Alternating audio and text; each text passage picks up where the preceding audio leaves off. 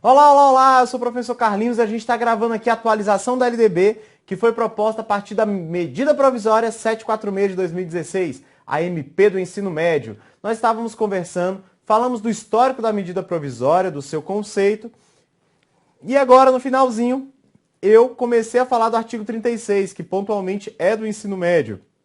Então a gente falou das alterações do artigo 24, falamos da alteração dos artigos 26 e agora estamos falando da alteração no artigo 36. Então dá uma olhada lá, porque eu vou falar para vocês agora tudo que foi incluído. Nós vamos ter aí inúmeros parágrafos que foram incluídos aí dentro do artigo que trata das características do trabalho do ensino médio, artigo 36.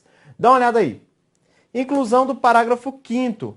Os currículos do ensino médio deverão considerar a formação integral do aluno, de maneira a adotar um trabalho voltado para a construção de seu projeto de vida e para a sua formação nos aspectos cognitivo e socioemocional, conforme diretrizes definidas pelo Ministério da Educação. Vamos lá aos pontos dessa MP. Primeiro, trata aqui da finalidade do ensino médio. Então, ele está trazendo aqui uma nova finalidade. Agora ele está tratando do ensino médio como espaço de educação de um indivíduo multidimensional. Ele quer formar o indivíduo inteiro. Esse parágrafo não é um parágrafo retrógrado, não. É um parágrafo, inclusive, bastante atual. Está tratando aqui de formação do indivíduo como um todo. Tá legal? Essa característica está legal. Porém, tem uma coisa que está errado aí. Diretrizes definidas pelo MEC. As diretrizes de trabalho do ensino médio, as DCNs, elas não são construídas pelo MEC. São construídas pelo Conselho Nacional de Educação. Então, se forem diretrizes pelo MEC, não serão as DCNs e ele terá que construir outras e não o Conselho Nacional de Educação. Tá legal? Então, essas diretrizes ainda não aparecem. Então, se elas aparecerem, vão ser construídas a posteriori. Vamos lá. Parágrafo 6º. A carga horária destinada ao cumprimento da Base Nacional Comum não poderá ser superior a 1.200 horas da carga horária total do ensino médio, de acordo com a definição dos sistemas. Olha que legal, ele falou bem assim, ó, a carga horária total é 1.400, mas não pode passar de 1.200 da Base Nacional Comum Curricular. O resto, essas 200 no mínimo, serão para a trajetória que o aluno vai fazer de formação. Quem vai definir a quantidade? Quem vai definir é cada sistema de ensino. Carlinhos, se o sistema de ensino definir que vai ficar do mesmo jeito, ele pode? Pode, gente, porque a definição nessa MP quase toda foi proposta para que o sistema de ensino se organizasse. Tá legal? Então vocês vão acabar notando isso, que várias vezes ele vai falar que é uma atribuição de cada sistema de ensino. Parágrafo 7º. A parte diversificada dos currículos, de que trata o artigo 26, definido em cada sistema de ensino, deverá ser integrada pela Base Nacional Comum a ser articulada a partir de um contexto histórico, econômico, social, ambiental e cultural. Ó, que legal que ele fala assim, eu tenho uma Base Nacional Comum Curricular, mais uma parte diversificada.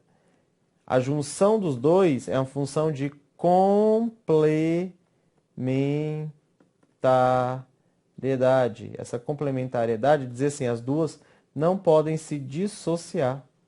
Beleza? Elas são unidas e vão se integrar. E essa parte diversificada vai falar especificadamente das condições, das características regionais. Ficou tão feio aqui, né? As características regionais. Tranquilo? Seguindo em frente. Parágrafos do 8º ao 10º. O 8º diz que os currículos do ensino médio incluirão obrigatoriamente o estudo de língua inglesa. Então, todo mundo vai estudar língua inglesa. E eu ainda posso ofertar por outras línguas, mas aí elas terão caráter optativo. A preferência é o espanhol, mas quem vai ditar isso é a disponibilidade de oferta, de local e de horários pelos sistemas de ensino. Tudo bem? Então, novamente, aqui a língua inglesa vem como obrigatoriedade. Essa obrigatoriedade faz lá desde o 6º ano do fundamental até o ensino médio. Parágrafo 9º. O ensino de língua portuguesa e de matemática será obrigatório nos 3 anos do ensino médio. A maior parte das disciplinas, gente, será facultativa. Apenas 2 serão obrigatórias. Apenas será obrigatório português e matemática. Só é obrigatório essas 2. Tudo bem? Parágrafo 10º. Os sistemas de ensino, mediante disponibilidade de vagas na rede, possibilitarão ao aluno concluinte do ensino médio cursar no ano letivo subsequente ao da conclusão outro itinerário formativo do que trata o caput. Olha que legal. O aluno fez aqui, ó, gente. Primeiro ano, segundo ano, terceiro ano. Aqui ele conseguiu concluir, tá bom? Aqui ele concluiu. Beleza. Esse aluno, a gente está lá na casa dele sem fazer nada. E aí, nesse ano subsequente aqui, ele pode voltar à escola e garantir uma nova formação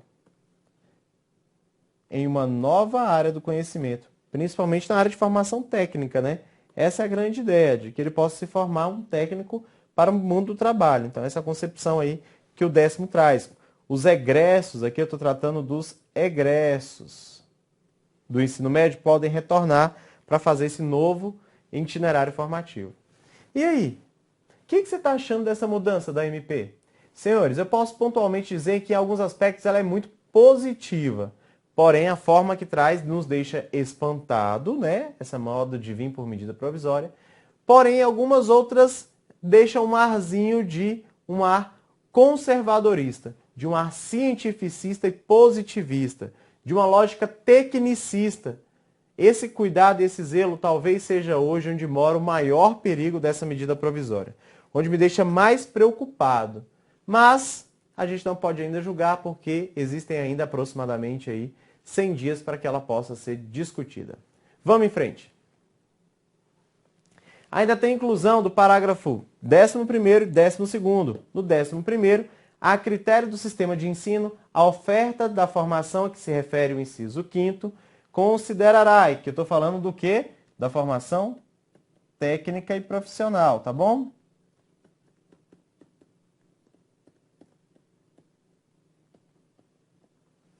A inclusão de experiência prática de trabalho no setor produtivo ou em ambientes de simulação, estabelecendo parcerias e fazendo uso, quando aplicável, de instrumentos estabelecidos pela legislação sobre a aprendizagem profissional. Olha só que legal, esse campo aqui, esse itinerário, pode se utilizar das empresas, de espaços onde esse aluno pode estar.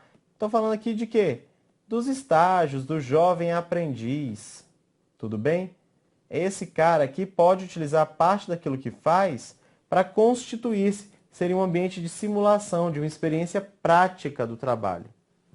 Segunda possibilidade com relação ao campo técnico e profissional, a possibilidade de certificados intermediários da qualificação para o trabalho, quando a formação foi estruturada e organizada em etapas com terminalidade. Vamos dizer aqui que está o primeiro ano, aqui o segundo e o terceiro. Só que aqui eu tenho módulos. Eu posso ter certificado desses módulos? Pode. Eu posso ter vários certificados intermediários. Esses certificados intermediários comporão um certificado de finalização, de conclusão deste ensino médio. Tudo bem? Parágrafo 12º. A oferta de formações experimentais em áreas que não constem no Catálogo Nacional dos Cursos Técnicos dependerá para a sua continuidade. Então, estou falando aqui, eu quero novos cursos que ainda não existem, tá bom? Não estão lá no Catálogo Nacional de Cursos Técnicos. Para continuar, vai ter que ter reconhecimento do Conselho de Educação Estadual. E aí, essa autorização tem que sair no prazo de máximo de 3 anos. E da inserção nesse catálogo, ele tem que estar inserido nesse Catálogo Nacional dos Cursos Técnicos em até 5 anos a partir do dia que ele começar a formação. Então, contados a partir do dia que se faz essa formação. Então, ela aqui não fechou o rol para que os cursos técnicos sejam sempre os mesmos. Eu posso ter novos cursos técnicos, desde que sejam autorizados pelo Conselho Estadual e eles estejam depois de avaliados e reconhecidos lá dentro do Catálogo Nacional, para que todos possam entender qual é o percurso, a ementa do curso, qual é o seu objetivo, qual o profissional quer formar. Tudo bem? Então continue que tem mais alteração. Parágrafo 13º, 14º e 15º do artigo 36. Ao concluir o ensino médio, as instituições de ensino vão emitir um diploma de validade nacional que vai habilitar o diplomado ao prosseguimento dos estudos em nível superior e aos demais cursos ou formações para os quais o ensino médio seja obrigatório. Muito simples, né, gente? Ele já fazia isso antes, Ele está aqui dizendo que, ao final do ensino médio, o aluno vai receber um diploma que vai facilitar para que ele possa ingressar na educação superior. Vamos lá, parágrafo 14º. A União, em colaboração com os Estados e o DF, estabelecerá os padrões de desempenho esperados para o ensino médio, que serão referências nos processos nacionais de avaliação, consideradas a base nacional comum. Aqui, senhores, ele está falando das avaliações de larga escala. Olha aqui, se eu só sou obrigado agora, e as duas disciplinas obrigatórias são só português e matemática, as avaliações de larga escala vão ter que se ressignificar. E quem é que vai fazer isso? A União com os estados, o DF e os municípios. Vão discutir quais serão os referenciais, quais serão os padrões de qualidade que se espera, para colocar esses padrões dentro das avaliações de larga escala que tem como objetivo avaliar o ensino ofertado. Por isso, então, todos vão discutir para garantir um percurso de formação ideal para todos e que essa avaliação de larga escala possa observar o que o aluno conseguiu evoluir. A gente já tem isso muito hoje no ensino fundamental, com a provinha Brasil, que mostra um percurso que é diagnóstica, depois a prova Brasil aparece, mas essas avaliações de larga escala vão ter que ser ressignificadas para garantir a eficiência delas e a eficiência do ensino que é ofertado. Tá bom? Vamos lá, parágrafo 15º. Além das formas de organização previstas no artigo 23, olha que legal, o artigo 23 fala que eu posso me organizar em SPC, AGF, séries anuais, períodos semestrais, ciclos, alternância irregular de períodos, grupos não seriados, forma diversa, desde que o mais importante, que é a aprendizagem, seja levado em consideração. Ele disse aqui, ó, que eu ainda posso organizar agora o ensino médio em módulos. Ou adotar o sistema de créditos. Essa é a ideia, gente, é muito próxima do que acontece hoje na educação superior. Ela funciona assim, com créditos, com módulos, para que a gente possa ir progredindo. Aí tem os pré-requisitos, né? Então os alunos têm que se moldar a isso. Isso vai observar quem? A Base Nacional Comum Curricular, que ainda não existe, tá bom? Tudo isso para facilitar que o aluno esteja na escola e dela não saia. Tá legal? Então, vamos a mais alterações. A gente finaliza o artigo 36, onde eu falei para vocês que eu tinha o maior número de alterações. E agora a gente vai comentar um pouquinho sobre dois artigos que também sofreram alterações que você precisa entender aí, tá bom? Então, dá uma olhada. 44.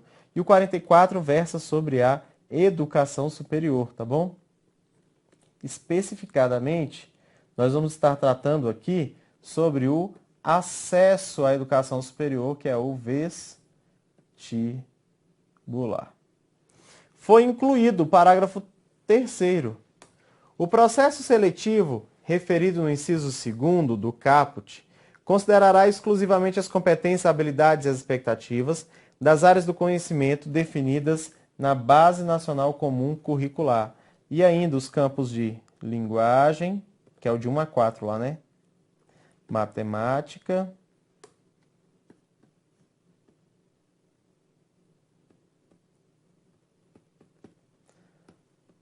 ciências humanas e ciências da natureza.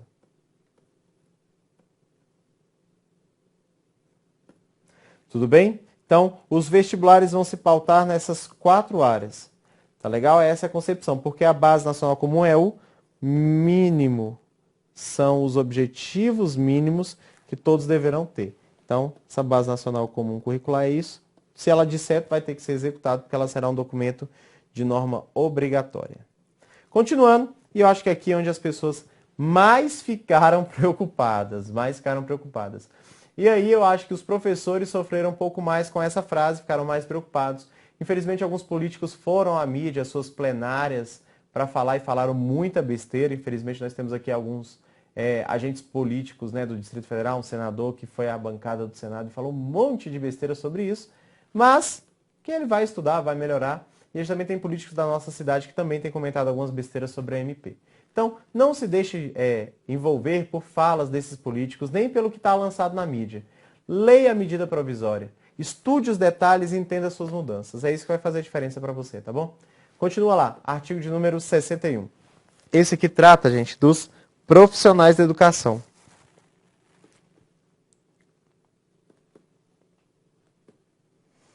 Carlinhos, o que ele está mudando aí? Ó? O texto aqui, esse texto aqui é um texto antigo.